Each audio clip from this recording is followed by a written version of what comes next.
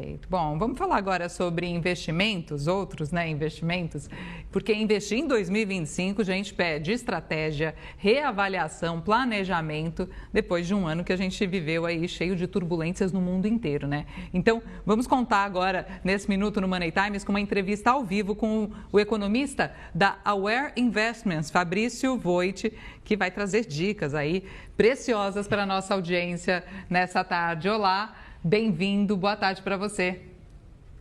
Boa tarde a todos. Bom, vou começar te perguntando, né, pedindo, na verdade, para que você traga para a gente uma avaliação, né, do cenário econômico atual, os impactos para as decisões de investimento de 2025, quais são os pontos mais importantes que a gente tem que levar em consideração, hein? Bom, a gente falou com frequência no final do segundo semestre, né, do ano passado, em relação à questão fiscal brasileira. E, de fato, a questão fiscal é a parte que mais está trazendo para nós algum tipo de problema. Por que isso é importante? Né? Porque a parte fiscal é o que vai balizar principais decisões de investimentos por parte do governo. Né? E também vai atrair ou não mais investidores para colocar recursos aqui no Brasil. Então, enquanto a questão fiscal não for resolvida, ou pelo menos parcialmente resolvida, é muito provável que a gente vai ver uma deterioração desses indicadores econômicos, como a gente viu em relação à inflação, né? E, naturalmente, a gente acabou enxergando isso através de uma elevação bem abrupta da taxa de juros, sendo que a maior parte das expectativas do ano anterior eram de queda, né? Então, os principais indicadores que a gente precisa ter atenção é com isso, né? A inflação e como que vai ser o comportamento do governo em relação ao fiscal.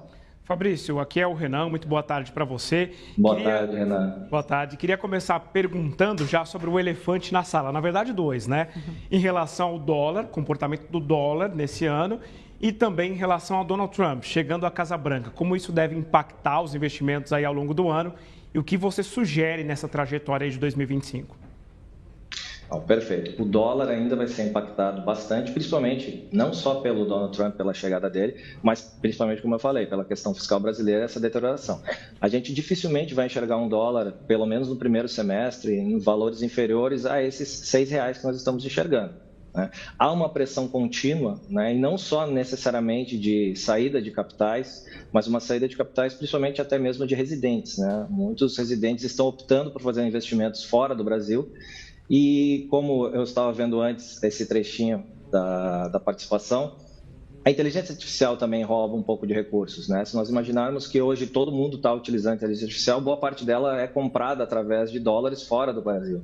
Então, muitos recursos com tecnologia de ponta vão indo para fora do país. Então, não só os consumidores nacionais que estão perdendo com isso, as empresas, né, que não têm essa tecnologia de ponta, como esses recursos saem. É ainda você olhando o mercado brasileiro se deteriorando, você atrai menos investimentos, então o dólar deve ficar mais pressionado. E a chegada do Donald Trump, ele traz um efeito para o Brasil, não só pela questão política, né, dado essa pontualidade que ele tem com o presidente atual, mas também para o resto do mundo. Né? O Donald Trump coloca políticas que são mais protecionistas, então setores, por exemplo, de automobilismo nos Estados Unidos que iam mal, né, ou foram bem mal durante esse período, devem sofrer menos. Muito pelo contrário, eles devem até ter uma valorização. Políticas mais protecionistas devem prejudicar a Europa também. Então, são vários fatores que o Donald Trump traz, principalmente relacionados a essa questão de protecionismo econômico, né? Analisando esse ponto apenas. Felipe Machado, seu ponto. Boa tarde. Com essa Selic, né, tão alta que a gente está vendo, a gente viu agora no final do ano e agora nesse início do ano também já temos as altas programadas aí. O que o brasileiro pode ter como investimento assim principal? A renda fixa mesmo? O Tesouro Direto ali vinculado à Selic ou IPCA? O que você dá de dica assim para... tem como sair da renda fixa ou é a única chance de investimento assim, que tem uma possibilidade de ganho um pouco melhor? Sair da renda fixa é possível, mas talvez neste momento não fosse o mais prudente. Né? Nós estamos falando de uma taxa Selic, como você bem comentou, Felipe, que nós devemos ter um número que vai bater próximo de 15%. Então, se nós olharmos historicamente uma bolsa brasileira, quando tudo dá muito certo, se eu pegar médias de ano, eu estou falando de 10%, 12%. Então, talvez não fizesse tanto sentido optar por renda variável nesse momento, a não ser que eu consiga escolher setores muito específicos que possam me gerar valor. Então, uma renda fixa para quem quer um prazo mais curto, eu indicaria um CDI convencional, um CDB de um grande banco, um CDB de terceiros, né, de bancos médios, que vão pagar retornos pós-fixados muito interessantes. Quem quer uma operação de mais médio prazo, aí talvez correndo um pouquinho mais de risco, uma operação pré-fixada dentro do Tesouro Nacional. E para quem quer realmente investir de longo prazo, a oportunidade de investir em IPCA+, de títulos públicos ou até mesmo privados, sem dúvida ela não pode ser negligenciada. A gente está falando de IPCA mais 6, mais 7, então são números que no decorrer de 5, 7 anos podem fazer uma diferença para quem quer guardar um valor bem mais longo. Tá, então acho que você trouxe já um pouco, né, da resposta do que eu ia te perguntar, que era exatamente como calcular, né, um equilíbrio entre risco e retorno num ambiente de taxas de juros elevadas assim. Exatamente, né? Essa relação de risco e retorno a gente fala de perfil, né? Mas é sempre importante analisar o objetivo final, né? Então tem muitas pessoas que querem fazer uma reserva de valor menor por um prazo mais curto. Então analisar o objetivo e o porquê que eu estou guardando aquele recurso é fundamental para que eu possa tomar uma decisão mais oportuna em termos de tempo, né? E aí o tempo, eu sempre digo, curto prazo, pós-fixado, 1 ano, 1 ano e meio, médio prazo, estou falando de 1 ano e meio, 2, 3 anos pré-fixado, e aí acima de 4, 5 anos, IPCA+, sem dúvida são as oportunidades mais adequadas. E aí é montar isso dentro de um horizonte. E renda fixa, de fato, no caso brasileiro, é interessante.